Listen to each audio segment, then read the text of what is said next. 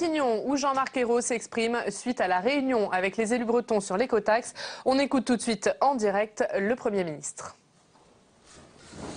Bien, mesdames, messieurs,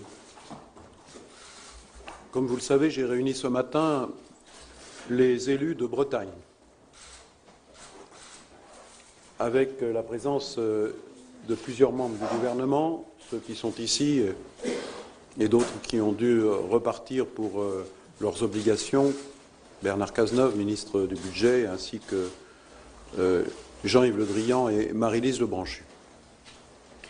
Cette réunion réunissait la plupart des parlementaires, socialistes, écologistes, un membre de l'UDI, d'autres ont souhaité ne pas venir dialoguer, c'est leur responsabilité.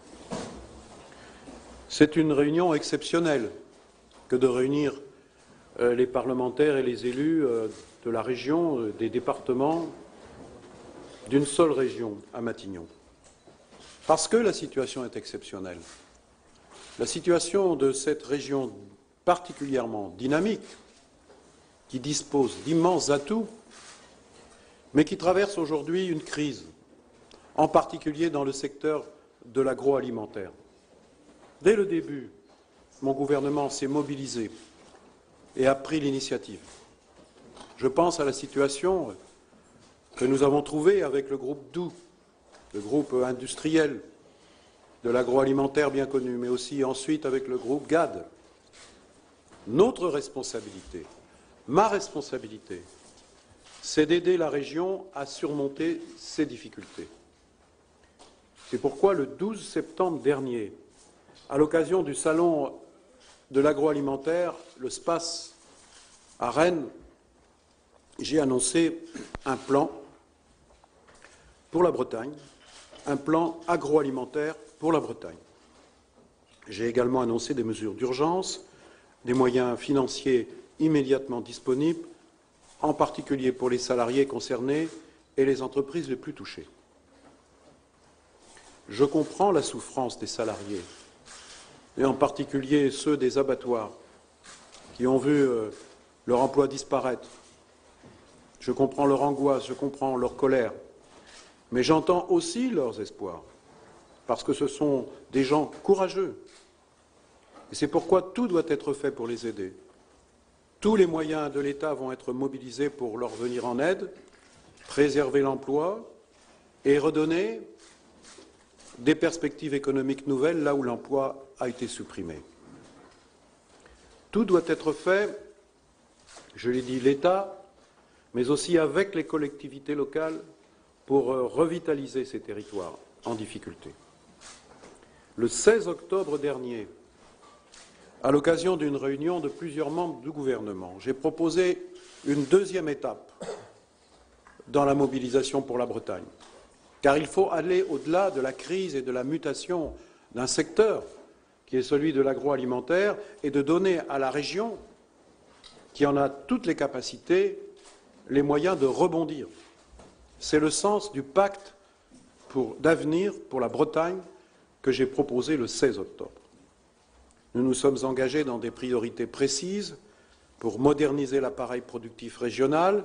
Un contrat de plan État-région anticipé a été annoncé et le préfet de région a lancé immédiatement la concertation qui doit associer à la fois l'État, la région, les départements, les villes, grandes et moyennes, mais aussi les forces économiques et sociales de la région.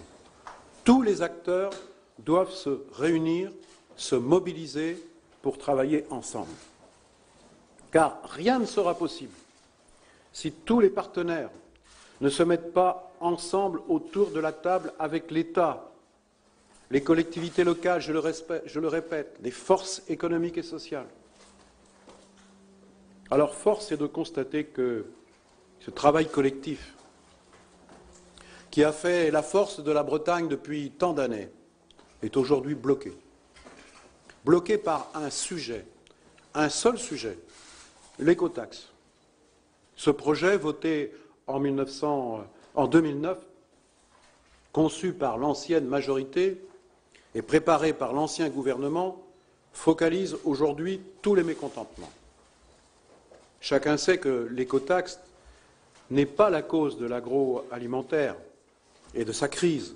Elle n'est pas encore entrée en vigueur, donc elle ne peut pas en être la cause.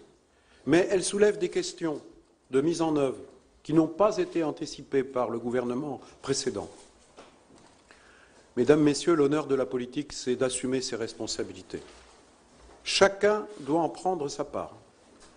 Ceux qui hier l'ont voté, ceux qui hier l'ont conçu, et nous-mêmes qui devons aujourd'hui la mettre en œuvre. Nous en avons déjà, avec le ministre des Transports, corrigé certains effets négatifs. Mais ce n'est à l'évidence pas suffisant. Et j'ai la conviction qu'il n'y aura pas d'issue à la situation en Bretagne tant que les conditions du dialogue ne seront pas à nouveau réunies. Et ce n'est pas le cas aujourd'hui. La confrontation doit céder la place au dialogue. Et je le dis dans l'intérêt de la Bretagne et dans l'intérêt du pays tout entier. Le gouvernement y est prêt. Et chacun doit aujourd'hui prendre ses responsabilités et se rendre disponible pour discuter, débattre, bâtir ensemble. C'est toujours ainsi que la Bretagne s'en est sortie. C'est toujours ainsi qu'elle a su avancer, en se mobilisant, au-delà des sensibilités politiques, en se rassemblant sur un projet. Le courage, mesdames, messieurs, ce n'est pas l'obstination. Le courage, c'est d'écouter, c'est de comprendre. Le courage, c'est de rechercher la solution, de la chercher ensemble et d'éviter l'engrenage de la violence. Le courage, c'est de créer les conditions d'un dialogue sincère et c'est pourquoi j'ai décidé la suspension de la mise en œuvre de l'écotaxe pour nous donner le temps nécessaire d'un dialogue au niveau national et régional. Suspension n'est pas suppression. Et ce dialogue aura pour objectif d'améliorer les dispositions propres à la filière agricole et agroalimentaire, mais aussi celles relatives aux régions les plus périphériques et bien entendu la Bretagne. Stéphane Le Foll, Frédéric Cuvillier et Guillaume Garot m'ont fait des propositions. Je les retiens. Elles concernent des mesures spécifiques d'exonération des poids lourds utilisés par l'agriculture et la pêche partout en France. Elles concernent également les régions périphériques comme la Bretagne. Les solutions retenues devront être justes, elles devront être équilibrées au plan national et tous secteurs confondus. Elles devront tenir compte le plus possible des entreprises du transport routier, dont l'activité doit s'inscrire dans un cadre de concurrence loyale et dont nous avons entendu les demandes des organisations professionnelles. C'est donc clair. L'écotaxe, c'est la suspension et c'est le travail, maintenant qui commence. Et nous prendrons le temps nécessaire. Elle doit être corrigée, car elle est utile aussi au financement de nos infrastructures de transport, qu'elles soient routières ou qu'elles soient ferroviaires. Donc pour y parvenir, je le répète, il n'y a qu'un moyen, c'est le dialogue. Et chacun doit être conscient que sa responsabilité, c'est d'accepter ce dialogue, pour que nous trouvions ensemble des solutions adaptées et justes. J'en appelle à tous les responsables politiques et économiques et sociaux, au-delà de leur sensibilité, parce que c'est l'intérêt général de la région et du pays qui est en jeu, à venir débattre, à venir discuter. Discuter non seulement de l'écotaxe, mais discuter du plan Bretagne, du plan agroalimentaire, du pacte d'avenir. J'ai demandé au préfet de région d'organiser dès demain, avec tous les partenaires politiques, économiques et sociaux, la nouvelle étape de la construction d'un avenir pour la Bretagne et aux ministres concernés d'apporter tout leur concours, mais de le faire aussi sur le terrain de l'écotaxe, ce qu'ils vont commencer dès maintenant. Mesdames et messieurs, je crois que face à des difficultés, face à des solutions, ce qui est important, c'est d'être lucide sur les enjeux, de prendre ses responsabilités, de prendre aussi les décisions courageuses, de ne pas renoncer, mais d'avancer avec les Françaises et les Français. Car on ne fera pas sans eux, on ne fera pas contre eux, on fera avec eux. C'est pourquoi, encore une fois, j'en appelle à la responsabilité de chacun.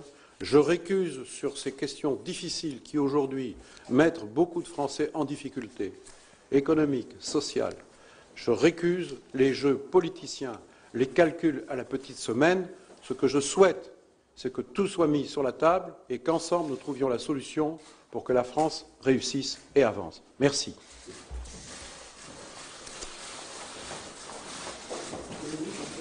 Le Premier ministre Jean-Marc Ayrault qui s'exprimait donc en direct de Matignon suite à la réunion avec les élus bretons sur l'écotaxe. Alors Jean-Marc Ayrault, Mickaël, qui joue clairement la stratégie de l'apaisement et qui annonce donc la suspension de cette écotaxe. Suspension, mais pas suppression. En tout cas, il ne donne pas de date. Il dit j'ouvre le dialogue, on va discuter ensemble, j'appelle les politiques, j'appelle les agriculteurs, j'appelle les transporteurs routiers à venir dialoguer, mais il ne donne pas de date. Et c'est très important parce que suspension, oui, suppression, non. Mais pourtant, sans date, quand est-ce que cette loi sera peut-être mise en vigueur? Peut-être jamais. Pour l'instant, elle est peut-être enterrée. En tout cas, Jean-Marc Ayrault, là, laisse la porte ouverte au dialogue. Il faudra dialoguer, mais jusqu'à quand? Et est-ce que peut-être cette loi d'écotaxe qui devait rentrer en vigueur qu'au 1er janvier 2014, eh bien, on verra ça en 2015, 2016, et peut-être largement après les élections présidentielles, pourquoi pas? Comme l'avait fait l'UMP à l'époque. Alors, cette écotaxe, Jean-Marc Ayrault l'a rappelé, n'était pas encore entrée en vigueur.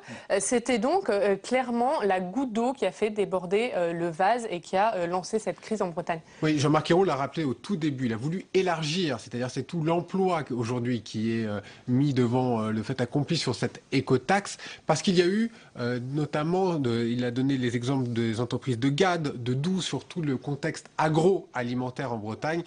Beaucoup d'emplois qui ont été supprimés, beaucoup d'argent perdu aussi par les agriculteurs. Et donc cette écotaxe qui devait, je le répète encore une fois, rentrer en vigueur qu'au 1er janvier 2014, a eu un effet finalement boule de neige et elle a entraîné de nombreuses manifestations. On l'a vu le week-end dernier, il y a notamment une autre manifestation qui était prévue le week-end prochain. Et entre ces deux manifestations, le gouvernement ne pouvait pas ne pas écouter les personnes dans la rue et donc il a dû forcément reculer. J'emploie ce terme reculer parce que ça fait déjà plusieurs fois dont on parle déjà la semaine dernière sur tout ce qui est taxes et tout ce qui est économie, notamment à l'époque on parlait de ce PEL notamment et de ces taxes qui avaient été votées par l'Assemblée nationale et finalement revenues en arrière par le gouvernement.